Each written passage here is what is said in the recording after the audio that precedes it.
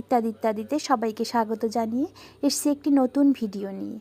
তা আমি আজ দেখাবো লাল শাকের ঝোল। তার জন্য নিয়েছি লাল শাক, আর নিয়েছি চিংড়ি মাছ, আর কাঁচা লঙ্কা, আর 5 ফোড়ন, আর লবণ হলুদ স্বাদ মতো। প্রথমে একটি কড়াইতে জল বসিয়ে দিয়েছি, তার মধ্যে লবণ হলুদ পরিমাণ মতো দিয়ে কেটে ধুয়ে রাখা শাকগুলো ফুটে উঠলে দিয়ে দিয়েছি। ঢাকনা খুলে ভালো করে নেড়ে চেড়ে নেব।